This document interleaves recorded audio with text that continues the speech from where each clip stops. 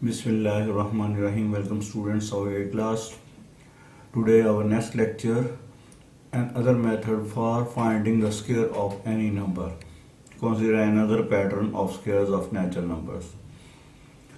जैसा कि last day हमने एक मेथड देखा था जिसमें हम समीशन के पैटर्न के जरिए हम किसी भी नंबर का स्क्वायर रूट फाइंड करते थे। आइए हम उस पैटर्न पे चलते हैं। एक मूवमेंट के लिए हम उस पैटर्न पे चलते हैं।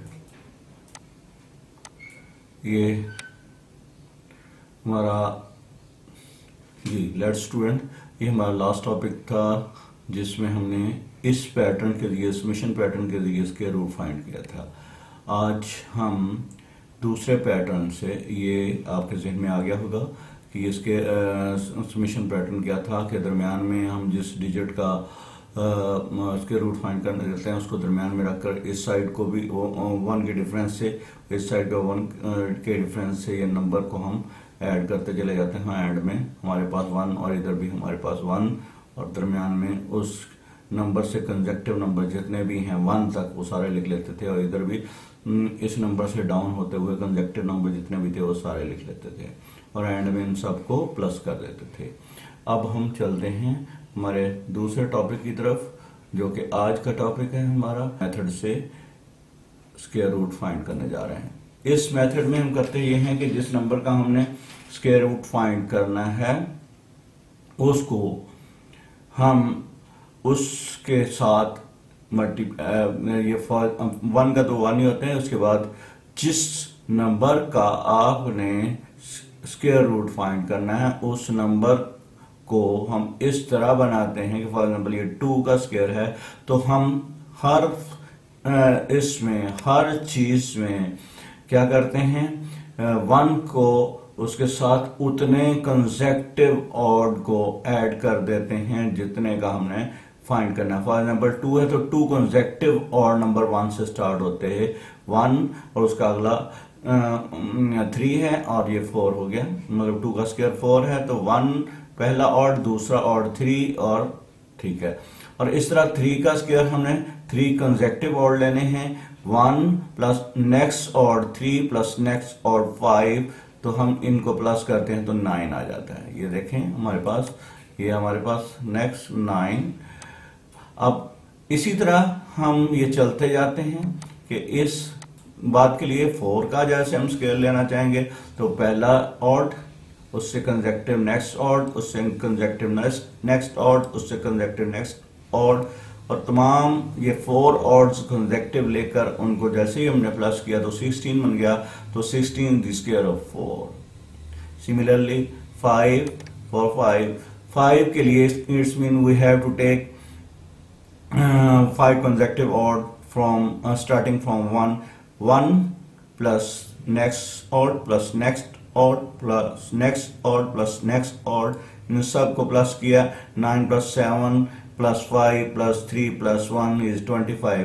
इसका मतलब है इस पैटर्न के अंदर हमने सिर्फ ऑड्स को ऐड करना है। कितने ऑड्स को ऐड करना है, जितने जिस नंबर का हमने स्क्वायर लेना है उतने कंसेक्टिव ऑड्स को हम ऐड करते चले जाएंगे और 1 से स्टार्ट करेंगे, और जब उनकी काउंटिंग पूरी हो जाएगी, फॉर एग्जाम्पल 5 का स्क्वायर है तो 5 की कंसेक्टिव ऑड काउंटिंग जैसे ही पूरी हुई तो हमारा ये 25 आ गया।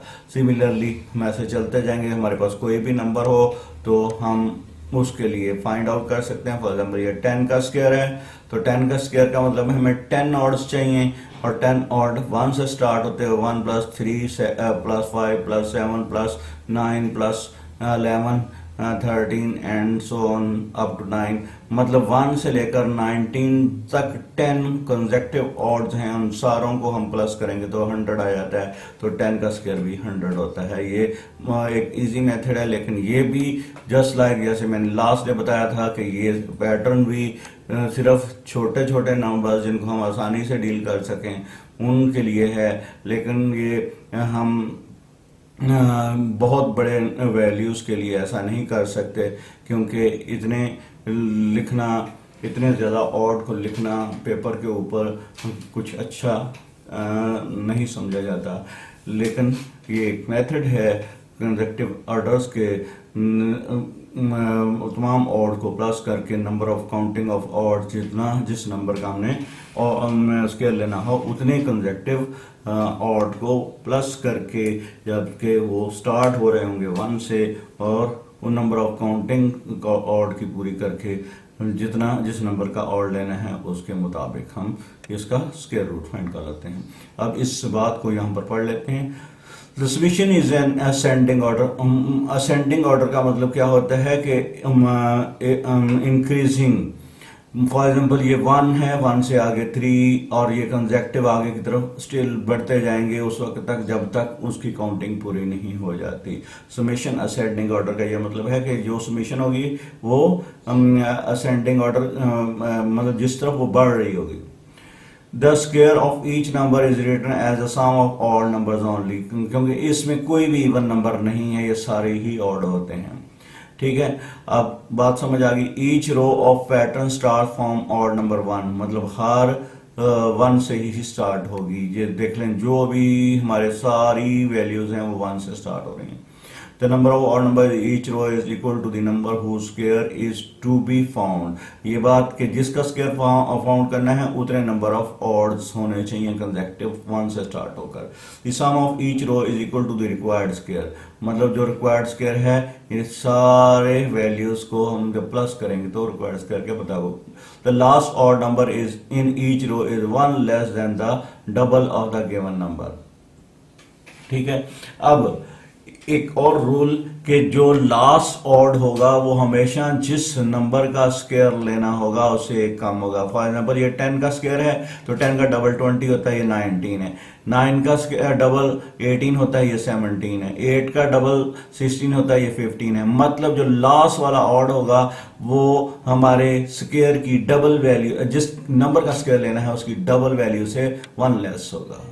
थैंक यू स्टूडेंट, आज आपको टॉपिक समझ आया। इंशाल्लाह कल हम इसकी एक्सरसाइज स्टार्ट करेंगे। Thank you. अस्सलाम वालेकुम।